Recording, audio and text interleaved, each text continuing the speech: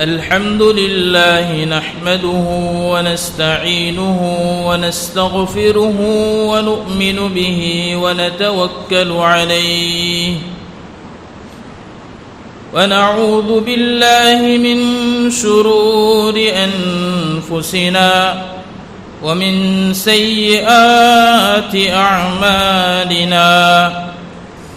ونعوذ بالله من شرور أنفسنا ومن سيئات أعمالنا ونعوذ بالله من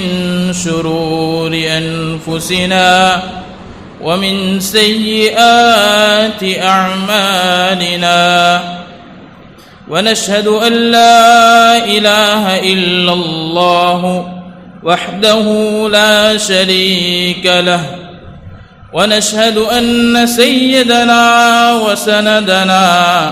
وشفيعنا محمدا عبده ورسوله أرسله بالحق كافة للناس بشيرا ونذيرا وداعيا إلى الله بإذنه وسراجا منيرا أما بعد فأعوذ بالله من الشيطان الرجيم بسم الله الرحمن الرحيم إن الدين عند الله الإسلام وقال في موضع آخر ومن يبتغ غير الإسلام دينا فلن يقبل منه وهو في الآخرة من الخاسرين صدق الله مولانا العظيم. قابل صد تکریم علماء کرام، برادران اسلام اور میرے عزیز بھائیوں، میں اور آپ جس مذہب سے تعلق رکھتے ہیں اور جس دین کو میں نے اور آپ نے گلے سے لگایا ہے اور جس رب کا، جس نبی کا ہم نے کلمہ پڑھا ہے، اس نبی کا تعلق جس دین سے تھا، دنیا کا پہلا دن اور آدم علیہ السلام کی اس دنیا میں آمد اور آج کے اس دن تک اور قیامت تک کے لیے اللہ تعالیٰ نے قرآن کریم کے اندر صرف اور صرف ایک ہی مذہب کے قابل قبول ہونے کا اعلان قرآن کریم میں کر دیا ہے. قرآن کریم اللہ رب العزت کی ازلی کتاب، یعنی کہ اس دنیا کے پیدا ہونے سے پہلے، اس دنیا کے وجود میں آنے سے پہلے جو کتاب وجود میں آئی وہ قرآن کریم ہے. اس کا نزول ہمارے اور آپ کے نبی صلی اللہ علیہ وسلم کے اوپر ہوا اور وہ قرآن قیامت تک کے لیے ایک دستور ہے، ایک آئین ہے، ایک لو ہے کہ جس سے بہتر کوئی لو نہیں، جس سے بہتر کوئی دستور نہیں، جس سے بہتر کوئی قوانین کی کتاب نہیں. کوئی اگر اپنی زندگی کو سنوارنا چاہتا ہے، کوئی اپنی زندگی کو کامیاب بنانا چاہتا ہے، چاہے وہ زندگی کا تعلق دنیا سے ہو جو چند لمحوں کی زندگی ہے، یا چاہے وہ زندگی کا تعلق آخرت سے ہے جس کی مقدار قرآن کریم کے اندر لامحدود بیان کی ہے کہ جس کے ختم ہونے کی کوئی سوچی نہیں جا سکتی. چاہے اس زندگی سے اس کا تعلق ہو، اگر اس دونوں جہاں میں کوئی شخص، کوئی انسان، کوئی اس دنیا میں جینے والا اگر اپنی کامیابی چاہتا ہے تو اس کے لیے ضروری ہے کہ وہ قرآن کو اپنے سینے سے لگائے اور اس مذہب کی پیروی کریں جس مذہب کو لے کر کے آدم علیہ نبینا علیہ السلام سے لے کر ہمارے اور آپ کے نبی صلی اللہ علیہ وسلم اس دنیا میں مبعوث کیے گئے. جب سے یہ دنیا بنی اس کے پہلے ہی دن سے لے کر اب تک حق باطل اور اس کا ٹکراؤ رہا ہے. حق آیا، باطل مٹا، باطل آیا، جیسے ہی اس نے ابھرنے کی کوشش کی حق نے اس کو تماچا مارا اور نیچے بٹھا دی، اور یہ لڑائی قیامت تک کے لیے جاری رہے، ایسا قرآن کریم نے اعلان کیا ہے۔ لیکن ایسے موقع پر اور ایسے حالات میں بھی قرآن کریم نے جس بات کا اعلان کیا ہے کہ چاہے جو بھی پوزیشن ہو، چاہے جو بھی حالات ہو، جن احوال میں بھی آپ سانس لے رہے ہو، لیکن اس حالات میں بھی ایک بات کو اپنے کانوں سے جو ہے اپنے دل کے کانوں پہ سے سن کر اس کو دل کی سلیٹ کے اوپر لکھ لینا چاہیے کہ اگر کوئی دین، اگر کوئی مذہب، اگر کوئی ریلیجن، اگر کوئی قابل قبول ہے تو وہ صرف اور صرف اسلام ہے،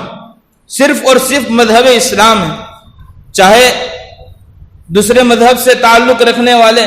دنیا میں چاہے بڑے بڑے کام کر کے جاوے، چاہے دنیا کے اندر جو ہے ایسے اعمال کرے جسے دیکھ کر کے ہمیں اپنے آپ پر بھی افسوس ہو کہ ہم نام کے تو مسلمان، لیکن ہمارے کام ان کے جیسے بھی نہیں کہ جو اپنے آپ کو مسلمان نہیں کہتے ہیں۔ مسلمان نہ کہنے والے لوگوں کے کام ہم سے اچھے ہیں، لیکن اس کو اس کا بدلہ دنیا کے اندر مل جائے گا، لیکن آخرت میں اس کے لیے کوئی حصہ نہیں۔ قرآن کریم اعلان کرتا ہے کہ جو کوئی شخص اگر دین اسلام کے بغیر کسی دوسرے دین کو اگر جو اپناتا ہے تو یاد رکھے کہ وہ خسارے میں ہے، وہ ٹوٹے میں ہے، وہ اپنے دھوکے میں پڑا ہوا ہے کہ وہ اسلام کو چھوڑ کر کے کسی دوسرے مذہب کی پیروی کرتا ہے۔ اسی لیے اللہ تعالیٰ نے فرمایا وَمَن يَبْتَغِي غَيْرَ الْإِسْلَامِ دِينًا فَلَن يُقْبَلَ مِنْهُ وَهُوَ فِي الْآخِرَةِ مِنَ الْخَاسِرِينَ، کہ اگر کوئی شخص اسلام کو چھوڑ کر کے دوسرے مذہب کو اپناتا ہے اور دوسرے مذہب کی پیروی کرتا ہے تو اسے سن لینا چاہیے کہ فَلَن يُقْبَلَ مِنْهُ، کہ ہرگز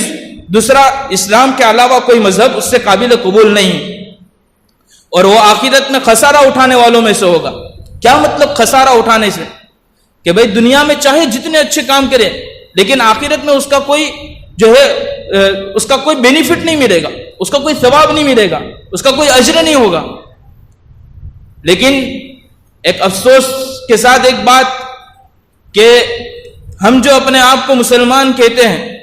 ہم جو اپنے آپ کو یہ کہتے ہیں میرا تعلق مذہب اسلام سے ہے اور میرا تعلق اس اسلام سے ہے جس کو لے کر کے محمد عربی صلی اللہ علیہ وسلم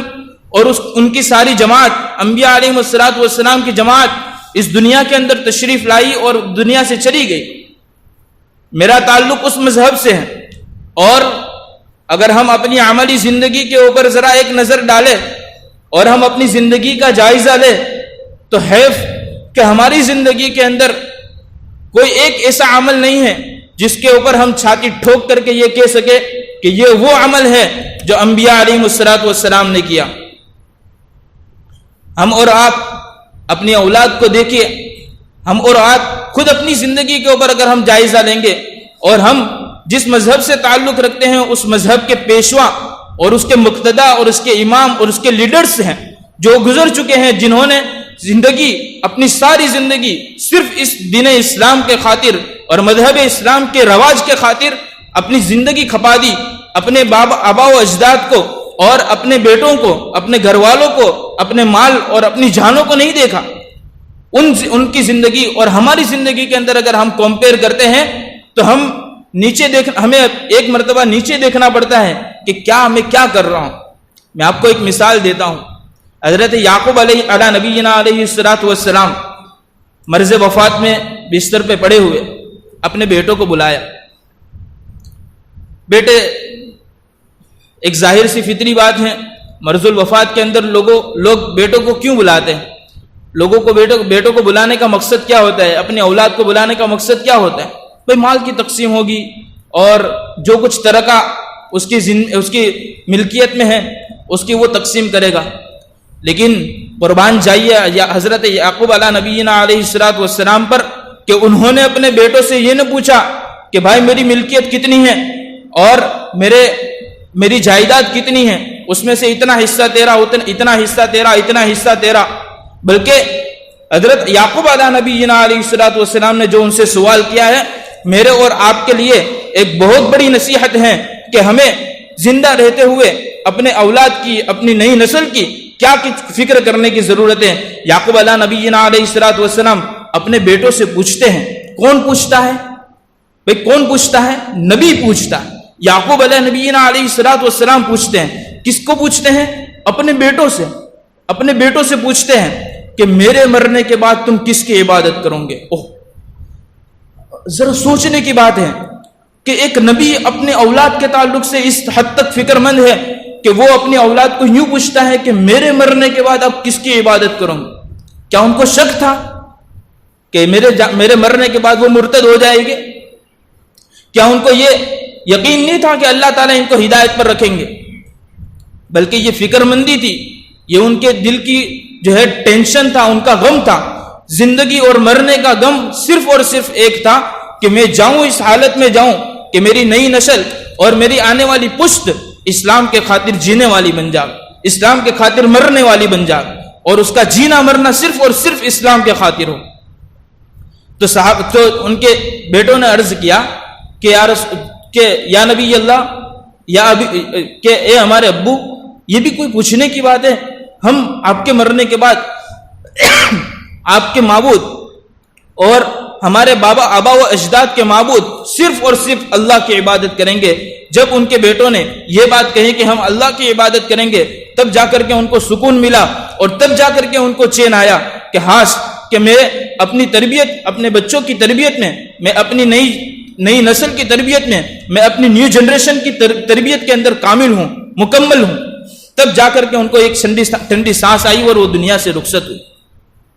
آج میں ہم ساتھی، ہم سب ایک مرتبہ دل پر ہاتھ رکھ کے یہ گمان کریں، یہ سوچیں کہ کیا اب تک کی زندگی کے اندر اور آج تک کبھی ایسا وقت بھی آیا ہے کہ ہم نے ہماری اولاد پر، ہماری اولاد کے بارے میں، ہم نے اپنی جو ہے بیٹوں کے بارے میں، نئی نسل کے بارے میں اور ہماری نیو جنریشن کے بارے میں یہ فکر کی ہو کہ آیا اس کی وفات، اس کی موت اسلام کی حالت میں آئے گی یا نہیں؟ آج ہم دل پر ہاتھ رکھ کے یہ بات کے اوپر غور کریں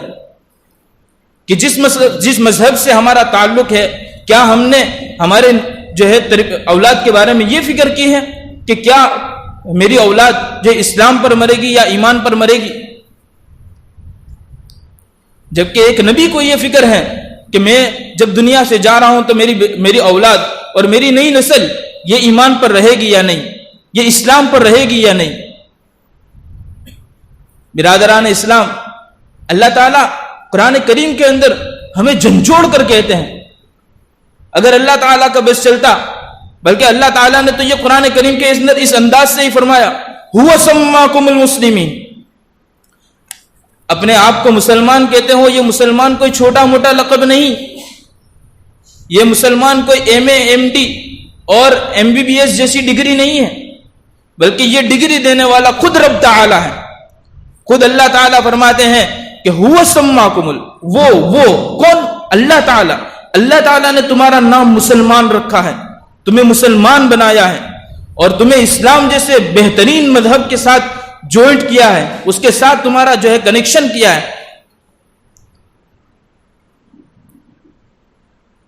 آج کل اگر کوئی چھوٹی موٹی ڈگری حاصل ہو جاتی ہے، ارے ایس ایس سی لے لیجئے، جو پاس کرنا بڑے آسان اور چٹکی کا کھیل ہے. اگر کوئی ایس ایس سی پاس ہو جاتا ہے تو وہ دندناتا پھرتا ہے کہ بھائی ایس ایس سی پاس ہوں، میرے پاس سرٹیفکیٹ ہے. کوئی ایل ایل بی کیا ہوتا ہے تو وہ بھی بتاتا ہے کہ بھائی میں وکیل ہوں، میرے پاس سرٹیفکیٹ ہے. لیکن میں آپ لوگوں سے ہم سب سے اپنے آپ کو سوال کریں کہ کیا میں نے کبھی اس بات پہ فخر کیا ہوں کہ میں مسلمان ہوں؟ کیا میں نے اور ہم نے جو ہے کبھی یہ خیال کیا، یہ فخریہ کبھی کہا ہے؟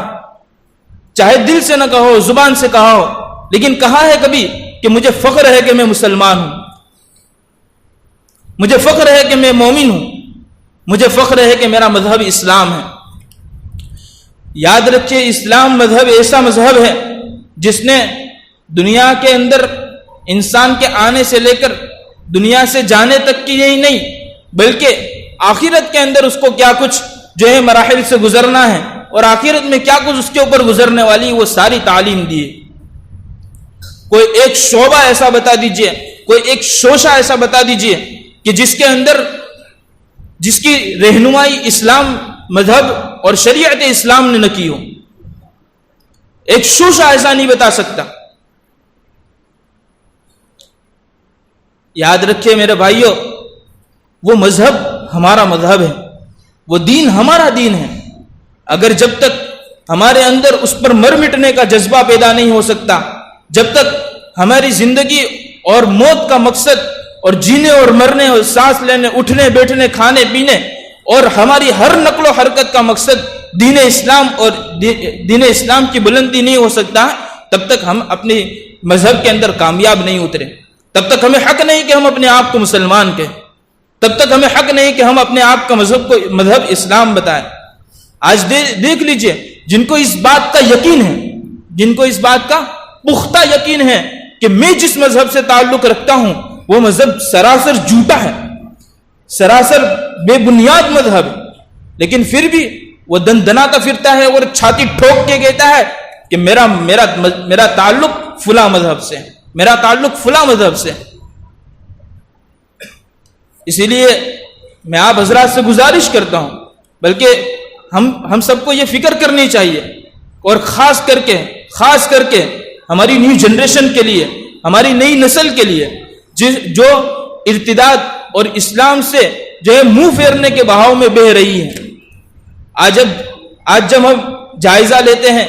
احوال کا پتہ لگاتے ہیں،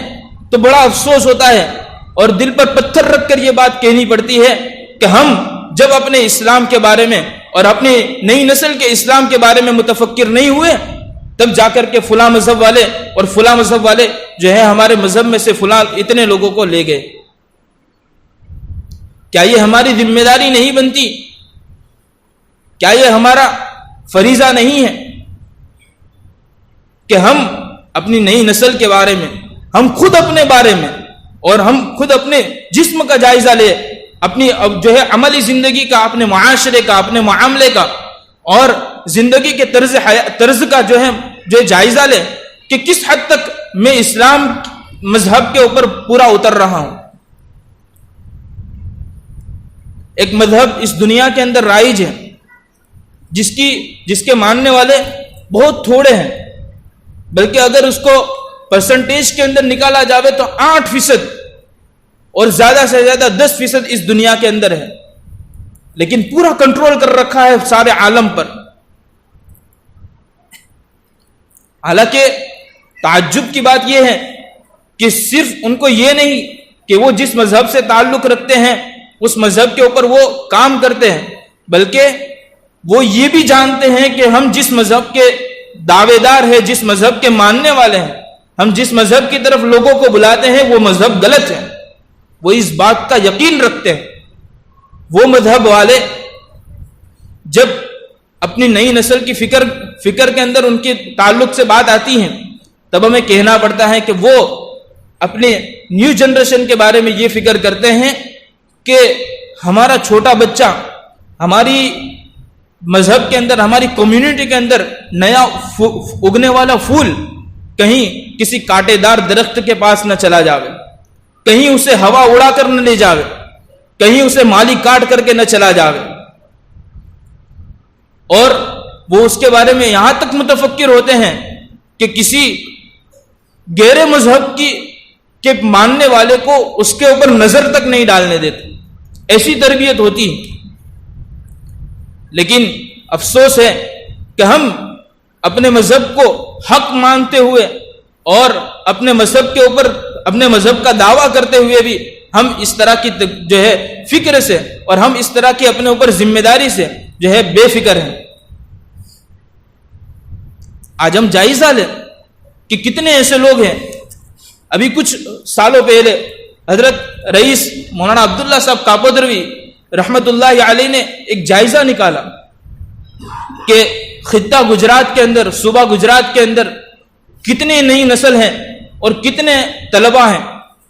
تو انہوں نے اپنے اس جائزے کے بعد بتایا کہ 100% طلبہ میں سے 2% طلبہ اور 2% اسٹوڈنٹس یہ مدارس میں آتے ہیں. 98% مذہب کے جو ہے 98% مسلمان جو اپنے آپ کو مسلمان کہتے ہیں وہ کہاں ہیں؟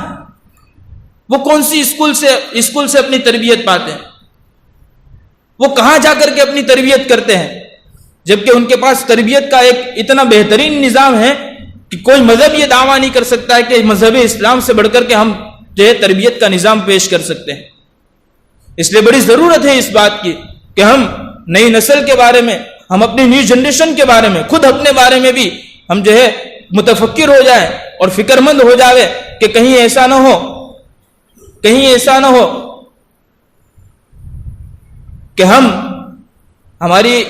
نئی نسل کے ایک پھول کو اپنے باغیچے سے کٹا ہوا پائے اور پھر کفے افسوس ملتے ہوئے اور رونے دھونے سے کوئی فائدہ نہیں. چڑیا چگ گئی کہ پھر کچھ فائدہ نہیں. اس لیے ابھی وقت ہے، ابھی ہمارے ہاتھ میں سے بہت کچھ، ہمارے ہاتھ سے کچھ گیا نہیں. ابھی بھی وقت ہے کہ ہم اپنی غفلت کی آنکھیں کھولیں